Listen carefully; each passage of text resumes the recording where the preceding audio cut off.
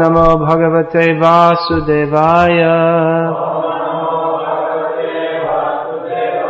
Om Namo Bhagavate Vasudevaya. Om Namo Bhagavate Vasudevaya.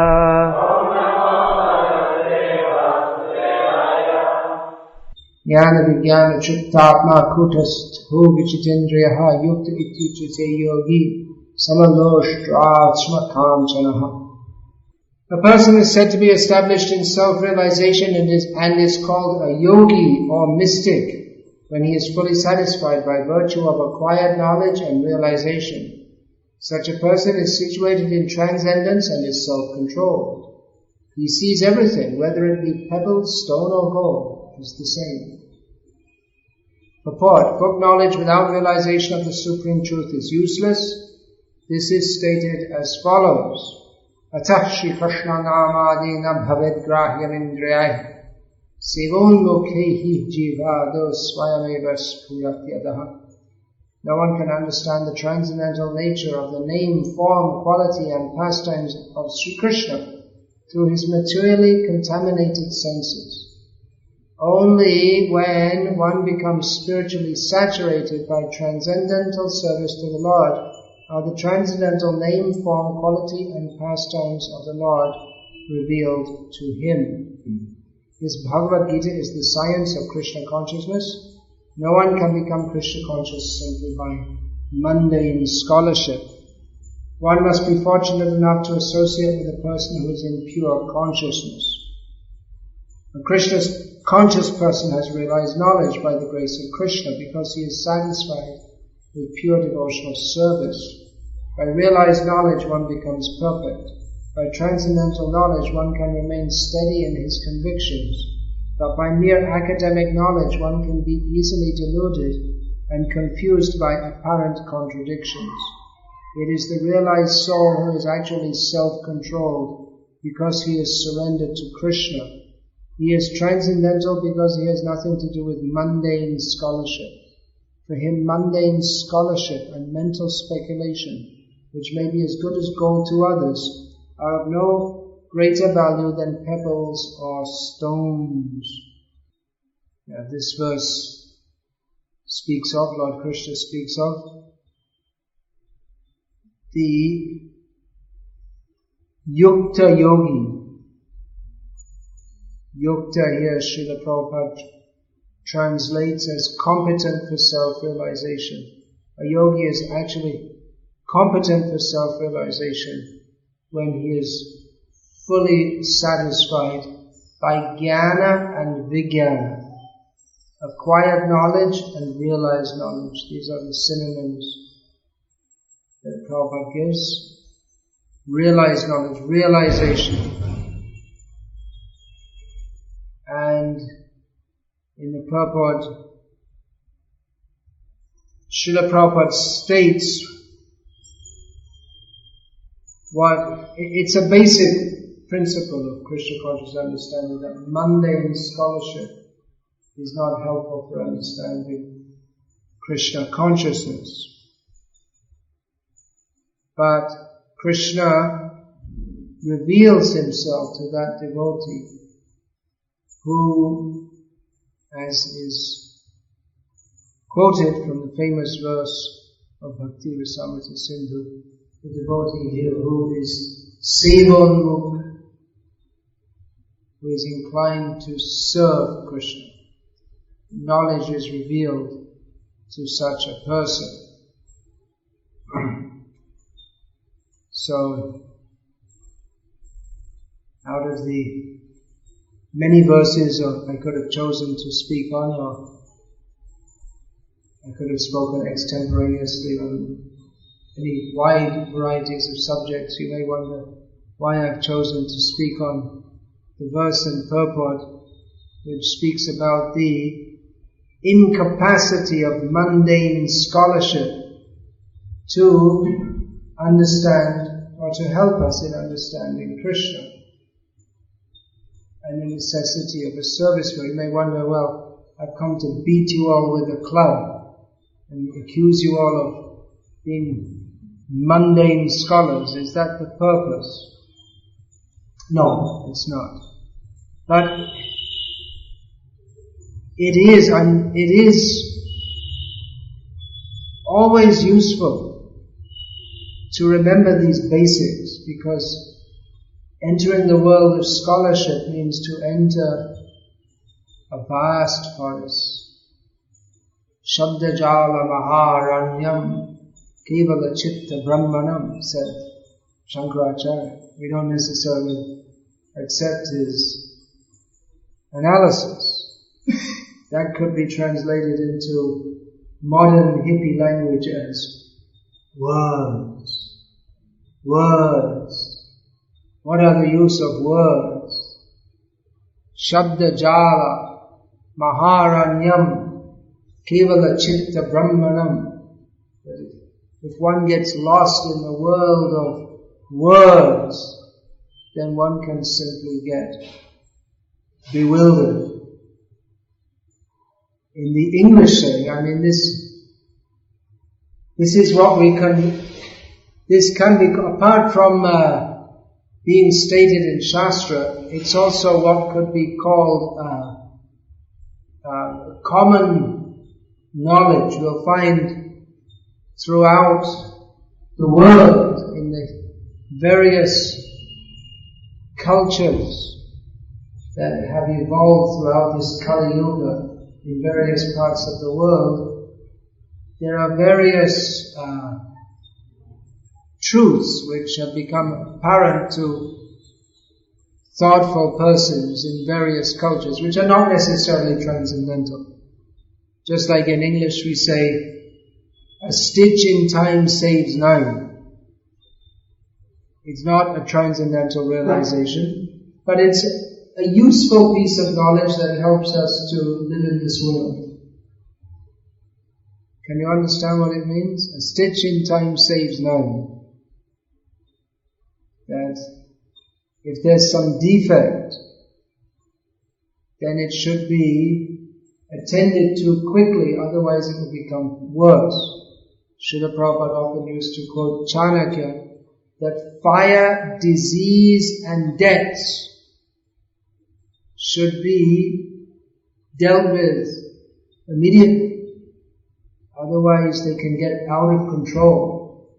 So it's a similar statement. So Shabda Jala Maharanyam Kevala Chitta Brahmanam. In English there's a saying, it's not exactly the same, but similar, that one cannot see the wood for the trees. The wood here means the forest. That we are so busy examining all the individual trees that you can't see the bigger picture. It means getting hung up on details, getting absorbed in details. So, it's possible when one enters the world of scholarship to become so much hung up on details that we forget the bigger picture or the purpose. So that's why it's good to come back to Bhagavad-gita as we go deeper and deeper into the various subtleties and nuances of various theories. Various scholars have over the years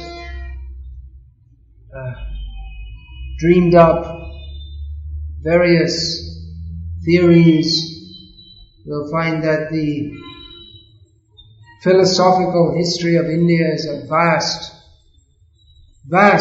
it's just mind-boggling how the different Buddhist and Jain schools, for instance, have come up with so many technical theories, which always makes me wonder, because they're Shunyavadi.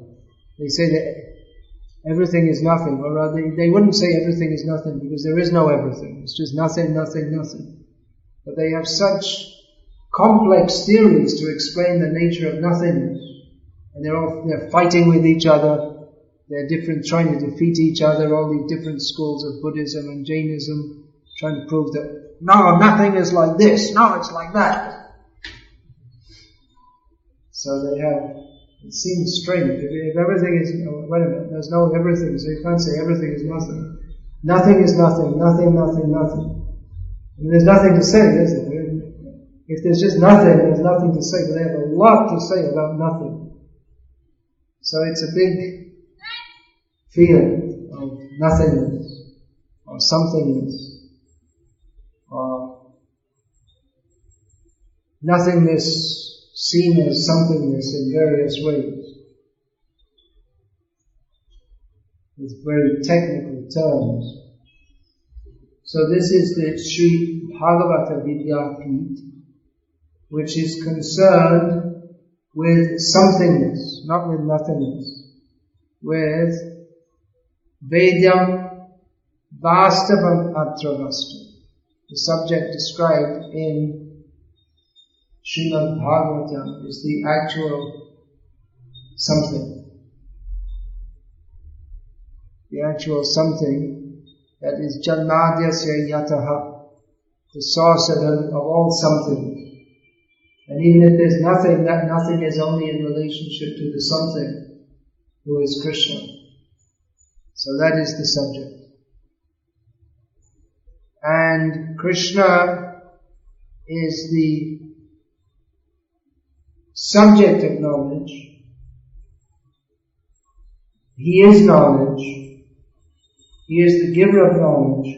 He is not the subject of the knowledge in the manner of mundane scholarship. Mundane scholars, they may study Vaishnavism in the same way that someone studies butterflies or mathematics or enzymes. Some people study Krishna. They think he's the subject of their study. But Krishna is not exactly an object of study. He is, as we learn from Srila Prabhupada's purport, he is Savior. He is the object of service, not of study.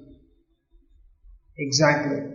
Not study in the sense where one takes oneself as the Jnani and Krishna as the object of knowledge.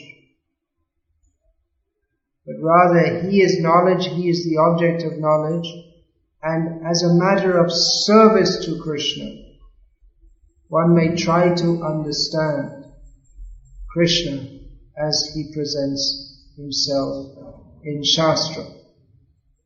And with this conviction, as Srila Prabhupada writes here, by transcendental knowledge, one can remain steady in his convictions. So what is that conviction? Conviction is that Krishna is the Supreme Personality of Godhead. We are all His servants. That's the basic principle of Krishna consciousness, isn't it? And there are other points also, especially those who are in Krishna consciousness, in the shelter of Srila Prabhupada's lotus feet. They also have it's a basic principle of Krishna consciousness that one has to approach Krishna through his devotees, and especially those in the International Society for Krishna Consciousness. They accept Srila Prabhupada as the medium through whom we shall approach Krishna.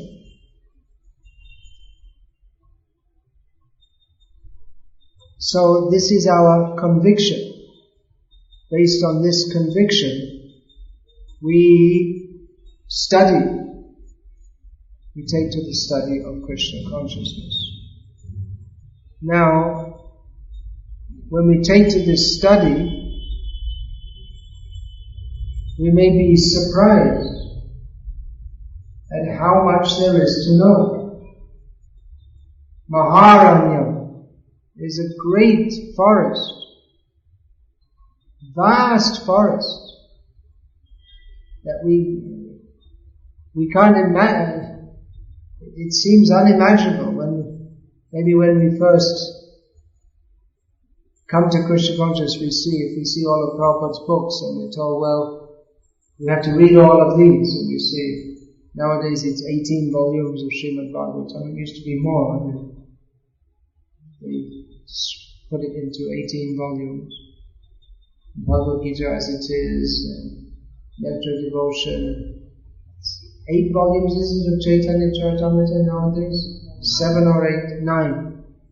9 volumes. You say, well, that's a lot of books. But there's so many other books which we may be introduced to when we enter the world of scholarship. And we come to learn of so many different theories. Even this is Srimad Bhagavad-gita. But even among the commentators on Bhagavatam, different things are said, apparently different or contradictory. They may even be at swords with each other over various points.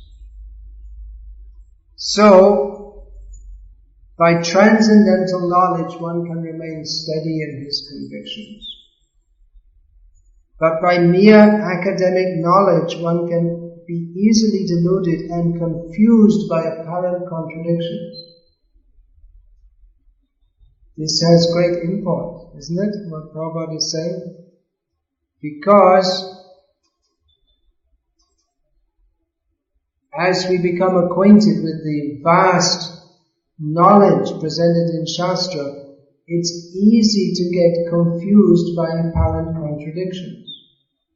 If we approach the study of Shastra with a mundane consciousness, seeing ourselves as the knower, instead of seeing ourselves as the servant of the knowledge given by the acharyas, then we will become. This is a mundane approach, like the mundane scholars. I was glancing at a book by a mundane scholar who was actually an initiated devotee of ISKCON, but then he thought he'd become a mundane scholar instead. So he wrote a book, and he was talking about how he was discussing this very point, how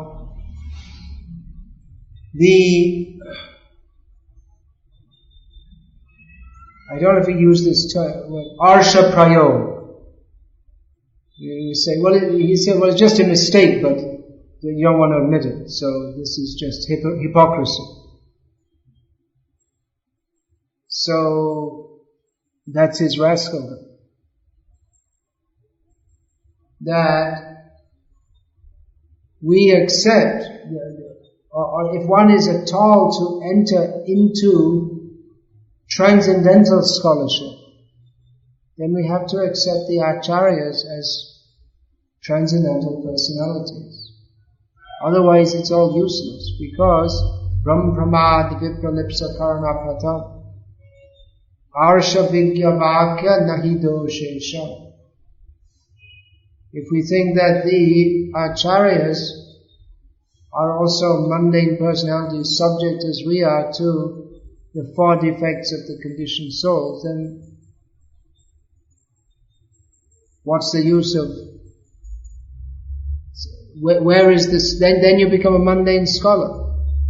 They think they can just access Shastra and study. Shastra, like I say, is something they take to be a mundane subject. They doubt if Vyasa any such person as Vyasadeva ever existed. And if he did, he was just some person like them, maybe not as advanced as them in scholarship, because he didn't have the benefit of generations starting with Monia Williams and H.H. Wilson, and they didn't have the benefit of all these generations of enlightened scholars like all these people. So, I mean, Vyasadeva was just a caveman. Literally. He was a caveman. He didn't know how to write, so he got someone to write for him. Maybe Ganesh wrote in hieroglyphics or something. I don't know what their latest theories are. They're pretty good imaginations, these people. Anyway, their whole outlook is from the beginning scornful, not worshipful. And therefore, even though they study the same Shastra as you study, they get a different result from the result that you are supposed to get. The result that you are supposed to get from studying this Shastra is that you become more and more enlivened in Krishna consciousness, more and more convinced to surrender to Krishna. That's the test. Is your scholarship mundane or transcendental? It's not a matter of what you're studying, but it's a matter of the attitude. Atashi Krishna namadi na bhaved grahyan indriyai sivonmukhe hi jivada swayameva spirati adaha. The mundane scholars and the devotional scholars, they may study the same thing, but the result is entirely different. The mundane scholars go to hell for studying the same things that you study, and you're supposed to go to Krishna by studying these things. You are with Krishna. If we're studying Srimad Bhagavatam, then we are with Krishna. If we are with Vidura and Maitreya and Uddhava, if we are with them, then we're with Krishna. It means if we're following in the same mood as them. But if we're in the mood of Duryodhana, he's also with Krishna. He also saw Krishna. But his position is not laudable. He was with Krishna but only superficially. He was not with him by heart. He hated Krishna. Just like if we describe the beautiful form of Krishna to devotees, they will become enlivened by hearing about his beautiful threefold bending form, Achintya, Gunaswarupam, Shama Sundaram. We become enlivened. But if we explain to persons who are envious of Krishna, they become angry, or they have no interest. So Duryodhana, he was only superficially with Krishna. So transcendental scholarship is that which is based on the worshipful attitude. That Sarvame Tadvitam Manye Yam Mam Vadasi Keshava. That what Krishna is giving us, what the pure devotees are giving us, they have no interest. So Duryodhana, he was only superficially with Krishna. So transcendental scholarship is that which is based on the worshipful attitude. That Sarvame Tadvitam Manye Yam Mam Vadasi Keshava. That what Krishna is giving us, what the pure devotees are giving us, is entirely true. And if I don't understand it, that's due to my inability, not due to Krishna's inability to present himself, just like the rascal Mayavadis. Dr. Radha Krishna, in his commentary on the Manmana Bhagavad Bhakto verse at the end of the 9th chapter of Bhagavad-gita, commented that it is not the person Krishna to whom we have to surrender, but to the unborn eternal within Krishna. In other words, he thought that Krishna here has not been able to properly express himself, but never mind, I'm here now, and I'll tell you what he should have said.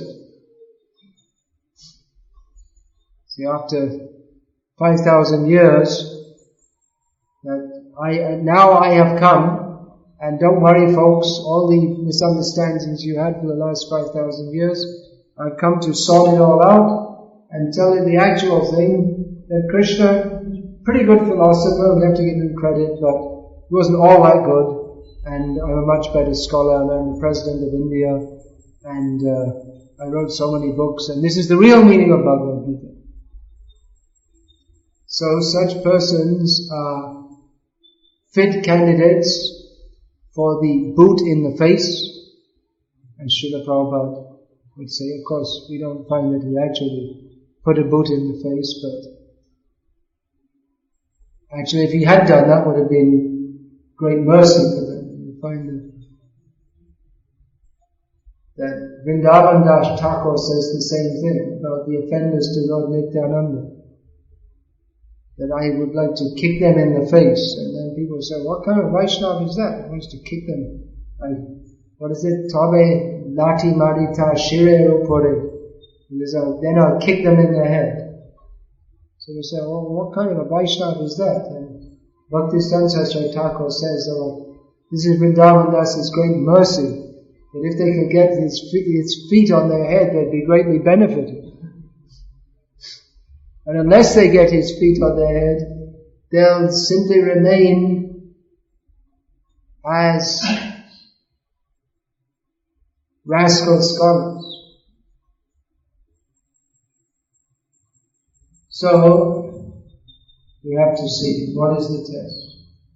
It's scholarship, it can be very dangerous, as I'm sure you're being reminded many times, and it's a good thing you're reminded, just like those who are going out on book distribution in the Western countries, they regularly need classes about why we're going out, why we're doing this, because it's not an easy service and we need to be constantly reminded why we're doing it.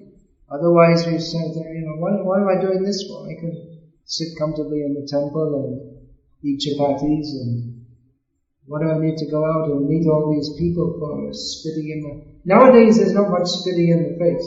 Times have changed. It used to be that our book distributors, they were literally punched in the face and arrested and spat on. Those times have changed in most countries of the world. So anyway, whatever service, when we have a challenging service, it's required to be reminded why we're doing what we're doing and how we should be doing it in a manner that will be actually pleasing to Krishna, which is the whole point. So this purport is very valuable for those whose devotion to Krishna, budding devotion to Krishna, accompanied by their intellectual proclivities, have led them here.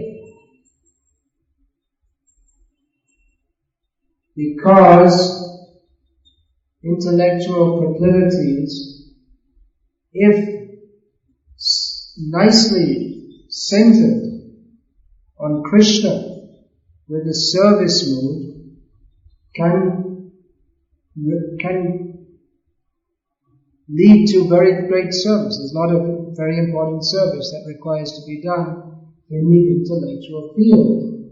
The intellectual field at the present time is completely dominated by people who do not accept that the Vastava Vastu is Krishna. They do not accept Krishna as supreme reality. They think that the Hare Krishna movement some of them think that it's an interesting thing to study. There are quite a few books coming out now by mundane scholars about the Krishna conscious movement. And they always want to put it in a box so that they can understand it according to their mundane way of thinking. They try to put it in the psychology box, the sociology box, the anthropology box, and then they feel, okay, it's alright, we got it under control. But Krishna doesn't belong in any box, we're in his box. We're under his control. So, there is important service to be done in this field, but it requires the basic conviction that, first of all, I can't understand anything by myself. Intelligence is there, no doubt. That is God-given intelligence. But that intelligence has to be subordinated to the principle of service. This basic point should always be understood. As we find Srila Prabhupada was always speaking in a very simple way, getting the basic points over. So the basic point that Prabhupada repeated time and time again, we are not the controllers, we are controlled. We should always remember this, that however much we may think I'm a great scholar, this, that, we have to die. And at the time of death, we have to remember Krishna in a loving manner. So everything will be tested. And even before the time of death, we have to try to use this human form of life that we have received. You are all most of you are in your youth. So, student life is a preparation.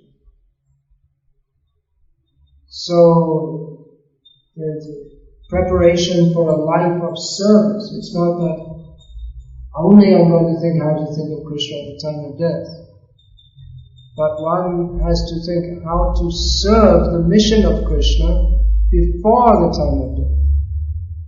Actually, if we simply think how to dedicate our lives in the service of Krishna, then we don't have to worry about thinking of Krishna at the time of death, because he will think of us. Preparation. So, there's a preparation for a life of service. It's not that only I'm going to think how to think of Krishna at the time of death. But one has to think how to serve the mission of Krishna before the time of death. Actually, if we simply think how to dedicate our lives in the service of Krishna, then we don't have to worry about thinking of Krishna at the time of death, because he will think of us. We can have that faith that if we sincerely try in this life to serve Krishna, Krishna is not an ingrate. He won't forget us. It's not that if we serve Krishna all our lives, we try to, and then Krishna thinks, oh, that guy, he always ate too much chapatis, I'm going to forget him. He can take birth as a pig or something. No, Krishna is not like that. Krishna is very grateful. Krishna Bharadayamaya, he is very merciful. So we can have the faith that if we sincerely try to serve Krishna, then Krishna will certainly reciprocate. So the basic understanding and realization that we are subordinate, we are very tiny little beings. And however big our brain may be compared to some others, still our brain is a midget brain. Especially if we see the great acharyas of the past. But even if we have 4 brains as good as Lord Brahma, each one, Lord Brahma himself also says, what's the verse? There's so many. Jananta eva janantu kimba bhuktyam namefadu. What is it? No. Manasa vapusa vacha. Yeah, that's another one. Jnane prayasam, atapite deva. So many. Lord Brahma spoke. Vaibhavam tavagocha. That person is saying that. Others, Lord Brahma says that others may say that I know Krishna, but as far as I'm concerned with my body, minds and words, I don't know anything about it. Then atapite deva padam vajat prasada leshana grahita devi janati tatvam bhagavan swaham vachanya ekopi charam. By brain power, one cannot understand Krishna. If one gets a little of his mercy, then one can understand Krishna in truth. Otherwise, without Krishna's mercy, it's not possible to understand. Then jnane prayasa mudapasya namante eva. There's so many verses spoken by Lord Brahma and the demigods. It should be fairly easy to get puffed up if you're a big demigod, with a big brain, big capacity, big position in the universe, a lot of respect. But before Gopal, who's wandering in the woods, blowing on his flute, they're all midgets. So we're all micro midgets in comparison to Lord Brahma. When we're walking on the street, we might tread on an ant, we don't think anything of it. Well, the ant, in comparison to us, our position is something like that compared to Lord Brahma. We're really minuscule compared to him. But he sees his position like that in front of Krishna. So it's good to remember our limitations. We're meant for service. Even if apparently we know a lot, we don't really know very much at all. And we're only meant for service. So this is the test. If we find that by our scholarship we're becoming more confused, then we're on the mundane platform. It means we're going backwards. But if by our scholarship or attempts at scholarship we become more and more convinced of what Srila Prabhupada and our acharyas have given us, then we're nicely situated. Atashi Krishna Namadi, Nabhavedrahyam Indriya, Sivaloke Hijivadi, Swami Vispuratyada. And as mentioned in this verse, Samaloshrashna Kanta. Material desires for material wealth and acquisition, that's a very basic result of acquiring knowledge, is that one is not interested in these things.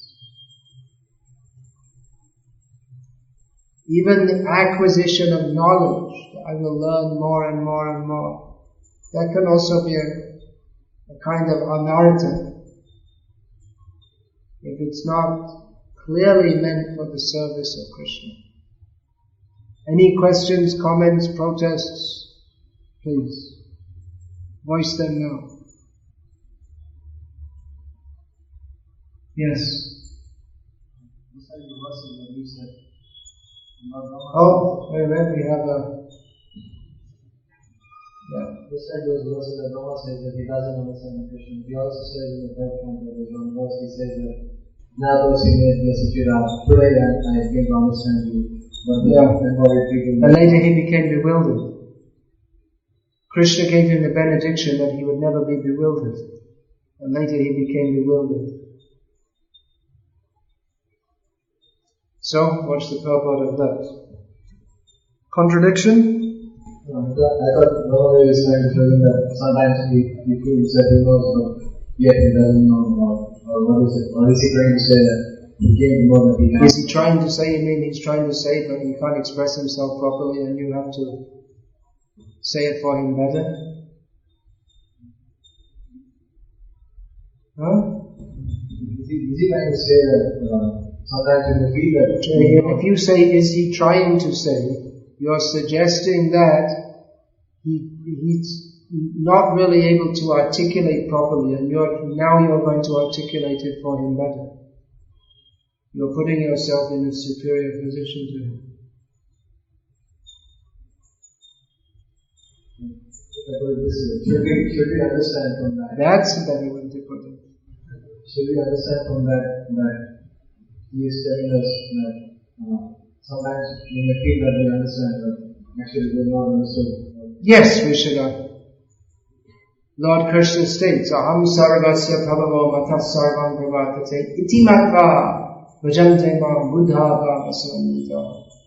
One who understands Krishna as the source of everything engages in Krishna's service with love. So it's not that we don't know anything about Krishna. We can know that He is Janmadhyasya Yataha. He is the source of everything. But the extent of His glories is not within our capacity to understand. That He is Bhagavan, Antaryami, Brahman, that He is omniscient, omnipotent, what's the other one? Omnipresent. What's the Sanskrit words for that? Omniscient is Sarvagya. Omnipresent, Sarva-Vyapi, and Sarva-Shaktiman, I suppose is the other one. All-powerful, omnipotent, yeah. So, that we can accept on principle. But the extent of His glories is not within the scope of a jiva to understand. So the principles of His greatness we should understand. And we can understand. But the extent of His greatness is not possible to understand. And understanding that it's not possible to understand is also part of understanding Krishna. There was also once in which we said that how come we have to go Hari because I'm ecstatic in Hari. That's why whatever I speak can never go wrong. Yeah. Even if it apparently appears to be wrong. Yes, please.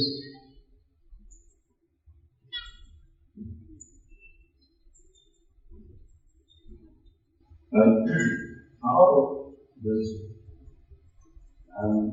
one can become one's power is really certain? Sorry? What went wrong with the Prabhupada disciple that became one's power?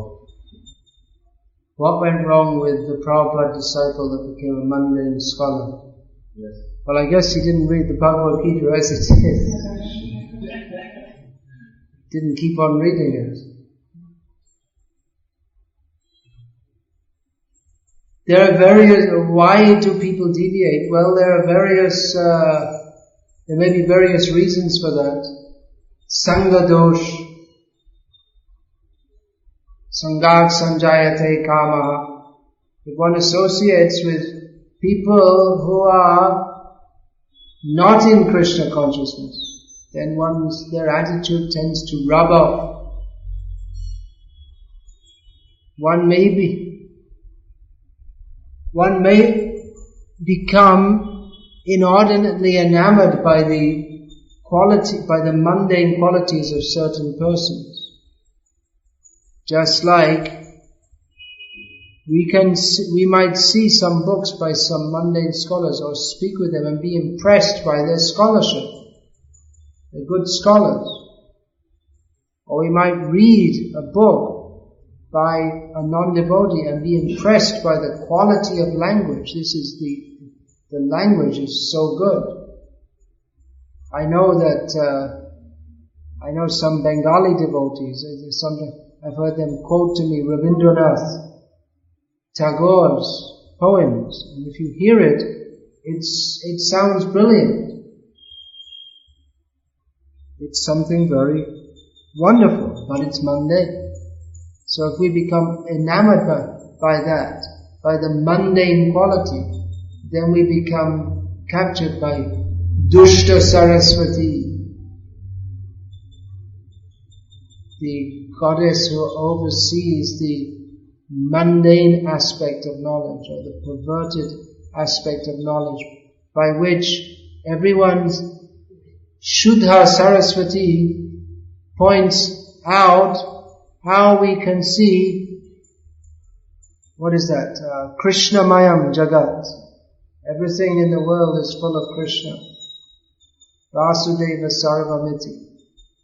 And by Dushta Saraswati, then we see Idam hi Vishwam Bhagavan Nivetara. We see this world is seen, everything is not in relationship to Krishna. So there's one possibility, being enamored by the intellectual abilities of non-devotees, and being attracted to that and thinking, well, these people, these devotees, they're just, they don't know very much, they're just, just chanting Hare Krishna. Just chanting Hare Krishna. These scholars, they really know a lot. There's the danger of being attracted on the mundane platform. But the mundane scholars, by profession, they must be offensive to Krishna. Because they study Krishna, or they study Vaishnavism and the Shastra and the Acharyas without an attitude of reverence, based on anthropological theories that we all descended from cavemen, and then they just presume that everyone has ulterior motives like themselves. Just like you'll find mundane scholars, they take it that Chaitanya Mahaprabhu, they just presume he had epileptic fits, or he had fits of madness. And it's actually stated in Chaitanya Charitamrita, madness.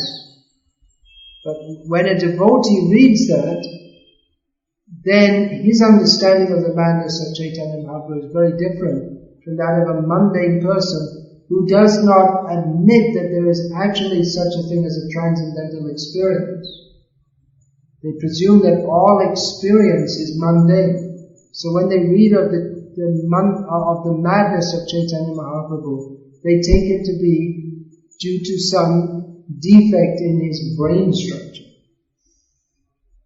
due to some genetic defect or something like this. So it becomes offensive, extremely offensive. They are required to be mundane. They cannot. The mundane academician, by definition, cannot but be irreverent.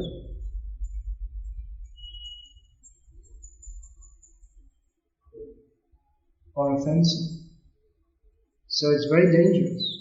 Now in some ways the mundane scholars, you could say they can in some ways help the cause of Vaishnavism, in as much as some of them they're good scholars and they do some good research, but it requires a devotee with firm conviction in the sanctity of Guru, Sadhu and Shastra to take advantage of that without being victimized.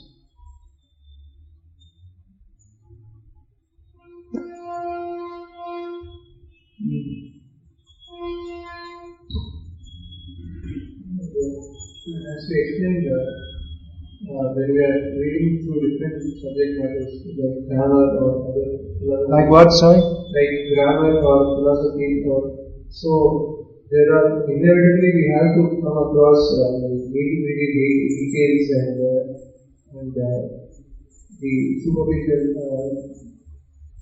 So those parts. Well, they may not be superficial. if they're given by our acharyas, we can't say they're superficial. They're details, but not necessarily superficial.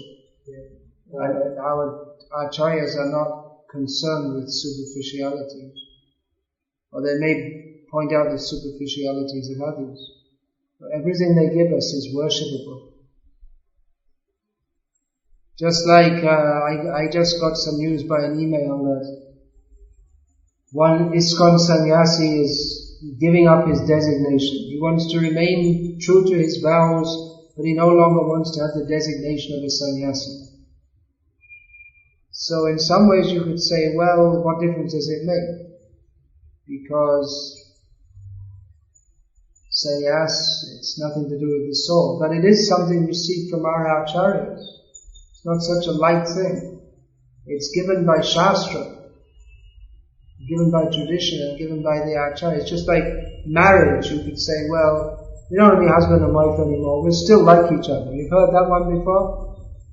We'll still be friends. But we don't. But marriage is a sacred sacrament. Similarly, taking sannyas, it's a sacred vow. It's not a thing to be given up lightly. You may say, well, I'm not going to get married, but I don't want to be a sannyas. It's not something to be given up. It's not superficial. In one sense, you could say it's extraneous. It's not an activity of the soul to take sannyas. But on the other hand, it is something received from, like I said, from Shastra and from the acharyas. So it's not such a light thing. Especially when we read other schools of philosophy, which comes inside the connection with our Siddhartha. So during that time, we might come across some details. So, there's so much. The whole history of philosophy is one of fighting. So how do we avoid this tendency of intellectual gratification that might come out due to our tradition? Intellectual sense gratification? That's what I'm saying. Right? Everything we have to do in a mode of service. The only reason to study here, we could say intellectual sense gratification according to our conditioning. It doesn't have to be like that. If we're in a mood of service, then it's rather dovetailing our propensity. Just like Krishna, he told Arjuna to fight. He didn't say, okay Arjuna, you forget it. You go and do the cooking. We'll call Draupadi. She can do the fighting. He didn't do that. Arjuna was meant to fight, not Draupadi. Now Arjuna might have been a good cook, and Draupadi might have been a good fighter. You never know. But he had a specific service to do. So everything is meant for service. We have to see everything we do. Is it for service or not for service? How much we eat, how much we sleep, all these things. It can be done for sense gratification, or it can be done now. We have to do it for service. So that's why we have to have a mission. It's good from the beginning to have a vision that I'm doing this. I'm studying here, not just because I like to study, but because I have a mission here.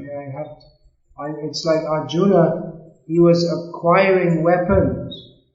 All the different demigods were giving him weapons. So there was a purpose. And eventually he had to fight. That's why it's just such a farce when he told Nayotsya. He told Govinda, I'm not going to fight. It's just such a farce, The whole Mahabharata, there's a story of how he's getting his martial training. He's getting it, and then at the end, when the moment comes, he says, well, you know what? Forget it. It's just a farce. That's why Krishna told him, you're just a nonsense. What nonsense are you talking? So that might be the same with you. After studying all these things, if you're asked to write some papers or do some research, and you say, I'm just going to go and join the 24-hour kirtan party. then what's the point of your study? You have to do something with it also. You have to use it. Of course, this basic study can be useful in many fields, even if you don't spend your whole life as a scholar. If you're preaching, or engaged in various preaching services, or even if you're teaching little kids, then it'll be useful. It's just like normally people get education when they're children. It's another thing you can remember so as not to get puffed up, that the studies that you're doing, actually it's meant for children. Normally it's children of 7 or 8 years old study this grammar and all this kind of thing. Anything else? Alright, Hare Krishna. Srimad